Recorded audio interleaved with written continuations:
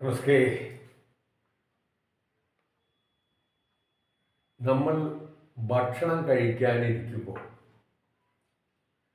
നമ്മുടെ വാതിൽക്കൽ വിശന്ന് തളർന്ന ഒരതിഥി വന്നു ചേർന്നു എന്നും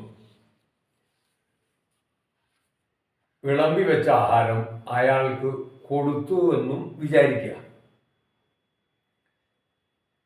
അന്ന് രാത്രി ആ സത്പ്രവൃത്തിയെപ്പറ്റി ആലോചിക്കുമ്പോൾ നമുക്ക് എന്തെന്നില്ലാത്തൊരാനന്ദമാണ് ഉണ്ടാവുക. വളരെ നല്ല പ്രവൃത്തിയാണ് ചെയ്തതെന്ന് നമ്മുടെ ആത്മാവ് ചെവിയിൽ മന്ത്രിക്കുന്നത് കേൾക്കാം. അതങ്ങനെയാണ്. അമ്മ കുട്ടിയുടെ പുറത്ത് തലോടിക്കൊണ്ട് മകനെ നീ ചെയ്തത് വളരെ നന്നായി എന്ന് പറയുമ്പോൾ ആ കുട്ടിക്ക് തനിക്ക് ലോകത്തിൻ്റെ മുഴുവൻ അനുമോദനം ലഭിച്ചതുപോലെ തോന്നും. അത് തന്നെ തോന്നും.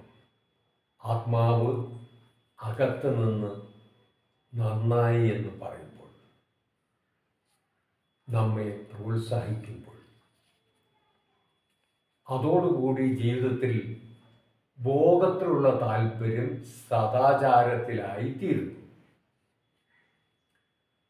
നാം സദാചാരപരമായ ജീവിതം നയിക്കാൻ ആരംഭിക്കുകയും ചെയ്യും. അതാണ് അതിൻ്റെ ഒരു ഗുണം. അങ്ങനെയുള്ള നല്ല ശീലത്തെ വളർത്തിയെടുക്കണം നമ്മൾ ഓരോരുത്തരും. ആ ശീലമാണ് നമ്മെ നേർവഴി കാണിച്ചു തരുന്നത്.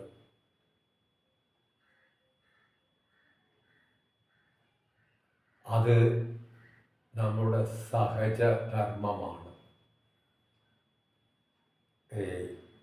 പുലരും മുമ്പേക്കും കൊക്കരക്കോ കോ എന്ന് കൂവുന്നത് കോഴിയുടെ സഹജധർമ്മമാണ്. ഭഗവാൻ പാണിനി സ്വരങ്ങളെ പറ്റി പറയുമ്പോൾ കോഴിയുടെ ഈ കൂവൽ ഉദാഹരണമായി എടുത്ത് കാണിച്ചിട്ടുണ്ട്. പാണിനിയുടെ കാലം മുതൽ എന്ന് വെച്ചാൽ അത്രയധികം നൂറ്റാണ്ടുകൾക്ക് മുമ്പ് തുടങ്ങി ഇന്ന് വരെ പുലർച്ചയ്ക്ക് കോഴി കൂവുന്നുണ്ട്. പക്ഷെ അതിനായി ആരെങ്കിലും അതിന് വല്ല അവാർഡോ സർട്ടിഫിക്കറ്റോ കൊടുക്കുന്നുണ്ടോ? പോട്ടെ, ഒരു അഭിനന്ദനമെങ്കിലും ആ കോഴിക്ക് ആ വീട്ടുകാർ കൊടുക്കുന്നുണ്ടോ? അത് കോഴി സമയത്ത് പോകുന്നത് അതിൻ്റെ സഹജധർമ്മമാണ്. ഹർത്താലായാലും ബന്ധായാലും കൊറോണയോ പ്രളയമോ ഒക്കെ വന്നാലും കോഴി കൂവിയിരിക്കും. അതാണ് കോഴിയുടെ സഹജധർമ്മം. അതുപോലെ തന്നെ എന്തൊക്കെ പ്രതിസന്ധി ഉണ്ടായാലും ഒരു പ്രലോഭനങ്ങളിലും വീണു പോകാതെ നാം എപ്പോഴും സത്യത്തെ മുറുകെ പിടിക്കുക, സത്യം മാത്രം പറയുക, മറ്റു ജീവജാലങ്ങളോട് ദയ കാണിക്കുക, അന്യരുടെ കുറ്റവും കുറവും കാണാതിരിക്കുക, അവർക്ക് നമ്മളാൽ കഴിയുന്ന സഹായങ്ങൾ എപ്പോഴും ചെയ്തു കൊടുക്കുക.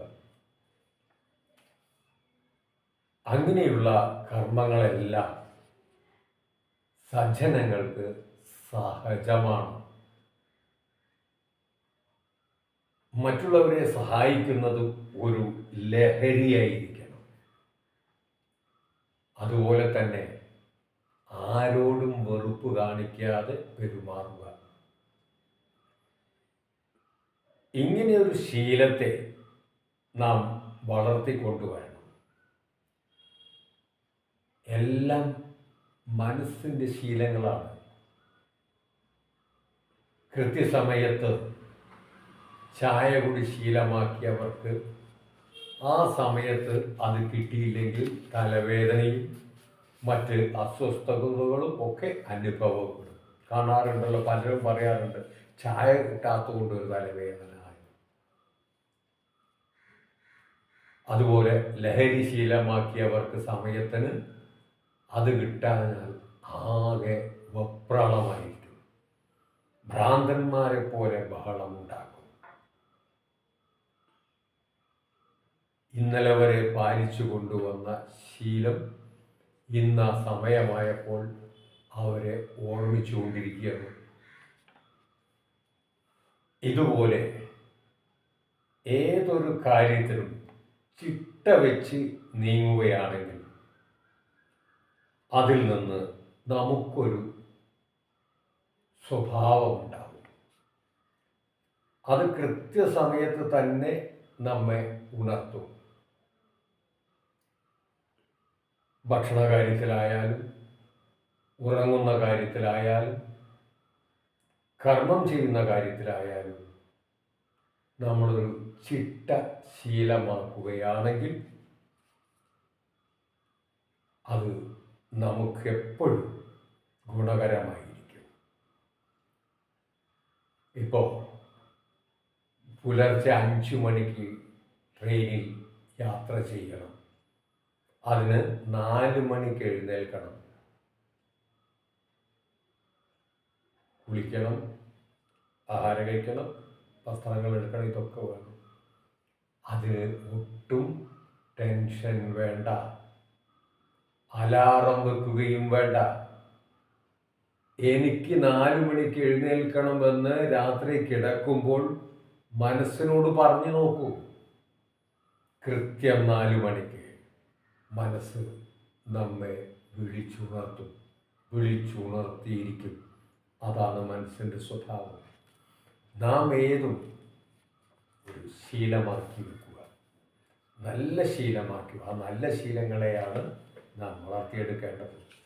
അങ്ങനെയല്ലേ വേണ്ടത് എന്ന് വെറുതെ ഒന്നാലും